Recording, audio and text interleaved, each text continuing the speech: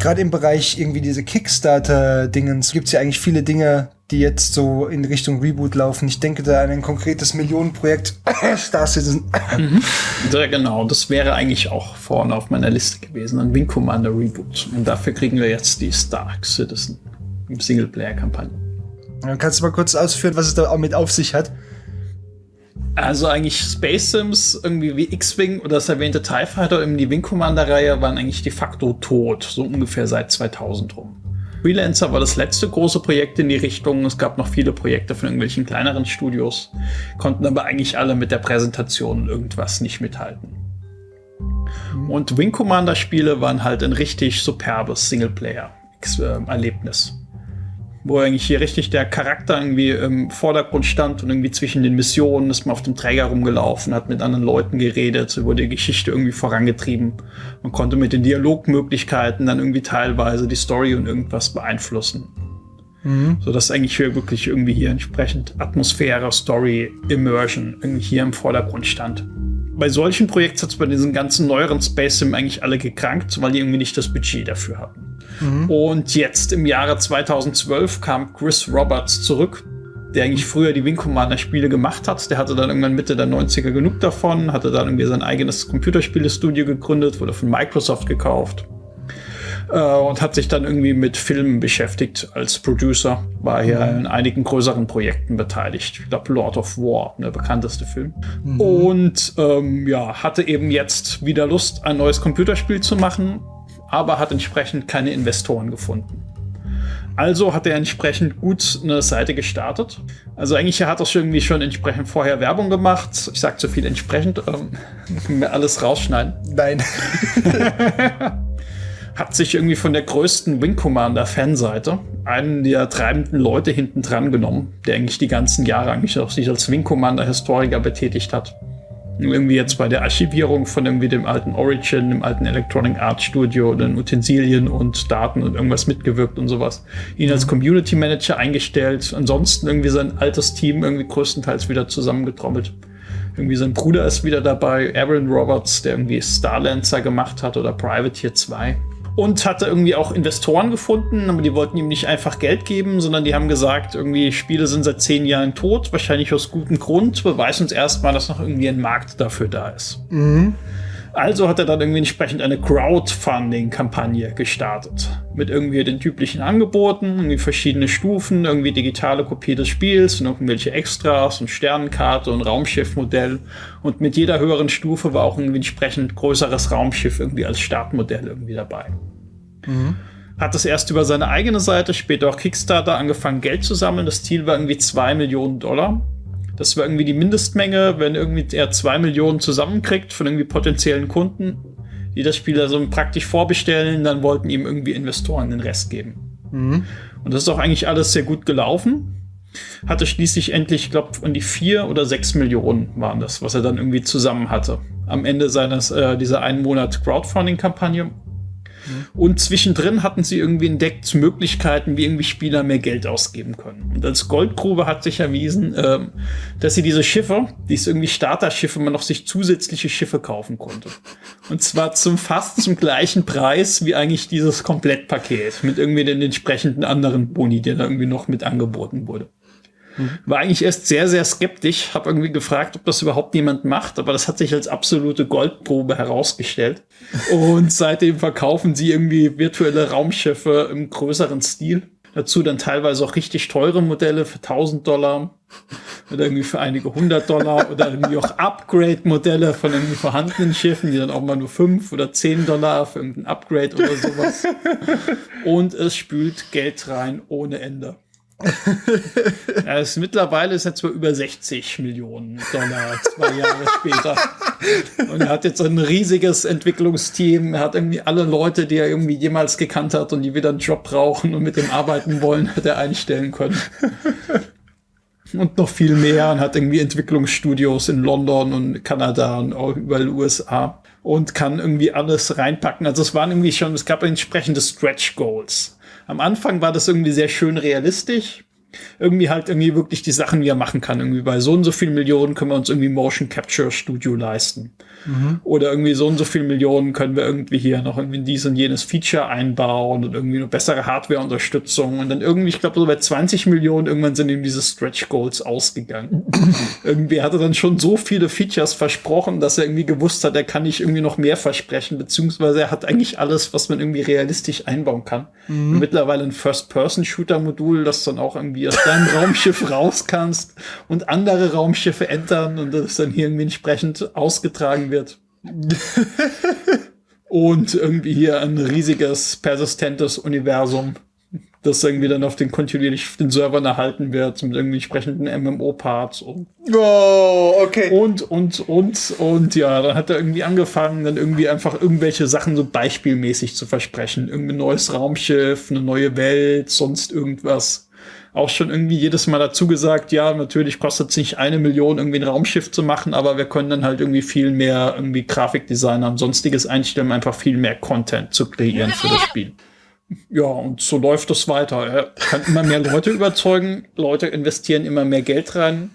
Sie hatten dann angefangen, irgendwann haben sie dann das erste Modul, das war dann irgendwie entsprechend das Hangar-Modul, da konntest du dir die Raumschiffe, die du erworben hast, schon irgendwie anschauen. Dann haben sie angefangen, Dekorationen für den Hangar zu verkaufen, wie du kannst dir ein virtuelles Poster kaufen und sowas. Mit Lara Croft drauf. Ja. Oder ein Handtuch oder Fische oder Pflanzen. Oder du konntest dir so einen kleinen Buggy kaufen, um irgendwie da drin rumzufahren. Oder irgendwie Waffen für dein Raumschiff. Mittlerweile gibt's jetzt irgendwie als zweites Modul irgendwie hier das Dogfight-Modus, Arena Commander, wo du jetzt irgendwie gegeneinander im Multiplayer und gegen die KI spielen kannst. Aber entsprechend alles mit den Raumschiffen, die du gekauft hast, und kannst dir dafür irgendwie Waffen dazu kaufen. Lass mich ganz kurz überlegen. Es soll ein Spiel geben mit einem MMO-Modul, wo die Leute mit Raumschiffen starten, die sie sich vorher gekauft haben. Und je mehr Geld man ausgegeben hat, desto bessere Raumschiffe hat man. Ja. Nein. Also eigentlich das Versprechen, also am Anfang, ich weiß nicht mehr, wie lange das war, die ersten 6 Monate oder sowas, gab es die Raumschiffe irgendwie noch mit Lifetime Insurance. Also irgendwie so lebenslanger Versicherung, wenn dein Raumschiff irgendwie kaputtgeschossen wird von den anderen, kriegst du es wieder zurück, ohne dass es dir irgendwas kostet. Also ich habe mich jetzt die letzten Jahre nicht mehr so genau drüber informiert, aber mittlerweile ist das nicht mehr der Fall. Aber du kannst natürlich im Spiel Versicherung kaufen für dein Raumschiff. Also eigentlich war das Versprechen immer... das ist so Chris, wir wissen, was machen wir eigentlich, wenn wir das Spiel jemals rausbringen sollten? Dann hören die Leute auf, uns Geld zu geben. So, haha, wir verkaufen ihnen im Spiel Versicherung für ihre Schiffe, die jederzeit kaputt gehen könnten. Und so, guter Plan. Also eigentlich das Versprechen war eigentlich immer irgendwie, man sollte irgendwie, das ist einfach nur irgendwie ein kleiner Vorteil für die Leute, die halt das Spiel unterstützt haben und die Leute irgendwie den Entwicklungsprozess unterstützen und dass man sich im Spiel natürlich auch jedes höhere Raumschiff irgendwie entsprechend erspielen kann. Was eigentlich auch bei den älteren Spielen wie Privateer irgendwie sowas natürlich auch ein großer Teil des Spielspaßes ist. Dass du eben mit irgendwie so einer Schrottmühle anfängst, nicht dann irgendwie langsam hocharbeitest, irgendwie zum Superjäger oder Frachter. Das ist die Frage eigentlich, wenn man so eine Lizenz zum Gelddrucken gefunden hat, die dir irgendwie Dutzende von Millionen Dollar irgendwie einbringt. Und die Leute geben dir mehr und mehr. Das ist natürlich, dann wirst du bereit sein, das aufzugeben. Man hat schon gesehen, ursprünglich hieß es schon irgendwie im Arena-Commander-Modul oder sowas soll irgendwie jeder alles fliegen können und jeder jegliche Waffe irgendwie montieren. Das dann irgendwie auch so still und leise fallen gelassen wurde. Nur auf die Sachen, die man sich irgendwie entsprechend vorher gekauft hat. Ui. Natürlich, man kann sagen, irgendwie, ja, die hatten irgendwie mit gerechnet, dass sie irgendwie nur 10.000, 20.000 irgendwie Unterstützer oder sowas haben. Und das ist da irgendwie, und jetzt haben sie irgendwie ein paar 100.000 Leute, die da entsprechend schon rein investiert haben, dass man das da irgendwie nicht braucht, weil man hat irgendwie genug Leute, um jedes Raumschiff und alles irgendwie auch so testen zu können.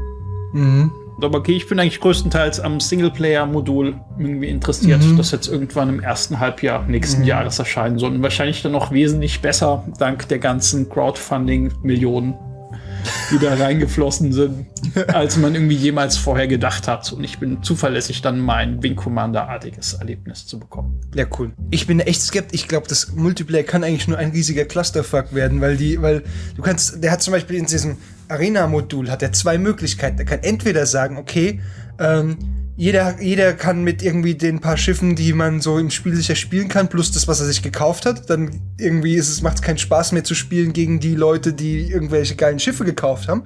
Oder es gibt das optionale Häkchen, dass du sagen kannst, okay, in dieser Arena nur ohne gekaufte Schiffe. Und dann sind natürlich die ganzen Leute gearscht, die diese geile Schiffe gekauft haben, weil nach kurzer Zeit alle Spieler nur noch in den Arenen sein werden. Ja, also dieser Arena-Commander ist eigentlich nur so ein Notbehelf, dass man irgendwie schon mal wirklich spielen, gegeneinander kämpfen kann. Im Originalspiel soll das dann alles halt irgendwie ein realistisches Universum werden. Es gibt jetzt auch irgendwie zum Beispiel so einen Rennmodus, wo du dann Rennstrecken fahren kannst. Das ist dann irgendwie hier auch irgendwie realistisch implementiert werden, dass du halt zu irgendeinem Planeten fliegst und da kannst du dann in irgendeinem Rennen teilnehmen. Zu einem festen Zeitpunkt gegen alle. Dass eigentlich hier so wirklich die Illusion eines irgendwie in sich geschlossenen Universums besteht. Ja. Dass diese ganzen Einzelmodule sollen dann so Schritt für Schritt zusammengefügt werden. Also es geht jetzt schon, man geht irgendwie im Hangar-Modul, setzt man sich in mein Raumschiff rein und kann da den Arena-Commander-Modus starten.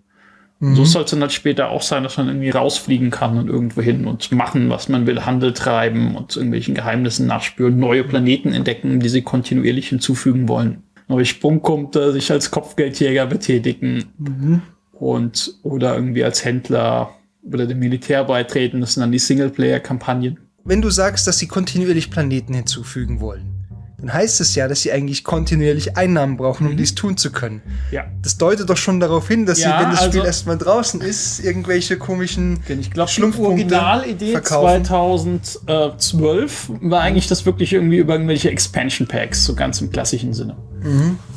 Irgendwie zu finanzieren. Das sollte ja auch irgendwie hier teilweise Mod-bar sein. Und 2012 war eigentlich angedacht, dass man auch irgendwie seinen eigenen Server, dass es nicht nur die Firmenserver von seiner Firma gibt, sondern auch deinen eigenen Server mit deinen eigenen Mods oder sowas laufen lassen kannst. Als erstes sollte erscheinen damals irgendwie das Singleplayer-Modul. Das ist irgendwie Squadron 42.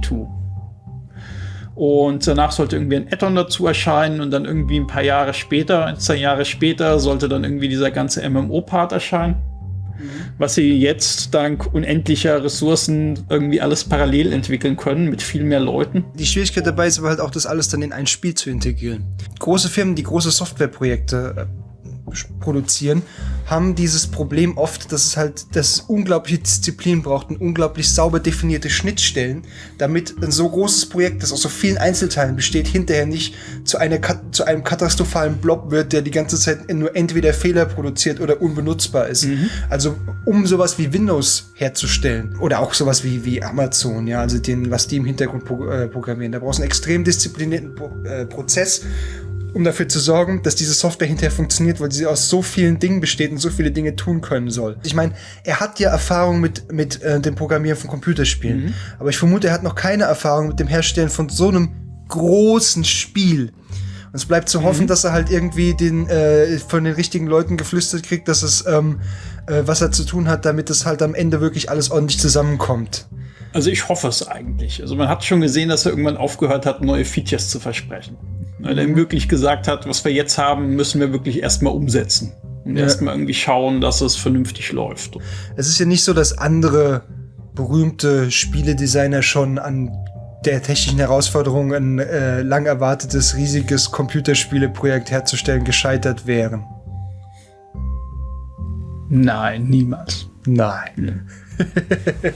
Die Menge an Geld, die zusammengekommen ist, lässt sich vermutlich nur daraus erklären, dass die Leute, die damals das gespielt haben, jetzt alle zwischenzeitlich studiert haben und Haus, Kind, Hund und dann jetzt noch ein bisschen Disposable Income. Ja, ich denke, genau. Das ist eigentlich hier die Kerngruppe. Die Kerngruppe, was das ganze Spiel groß gemacht hat.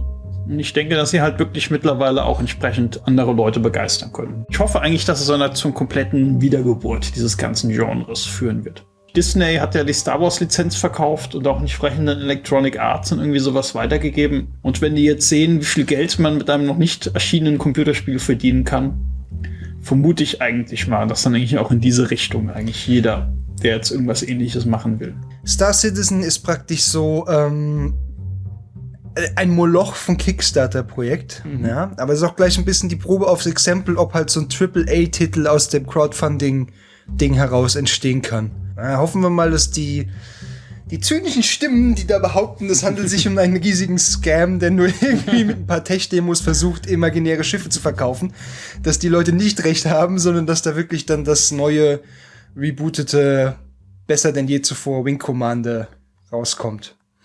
Ja.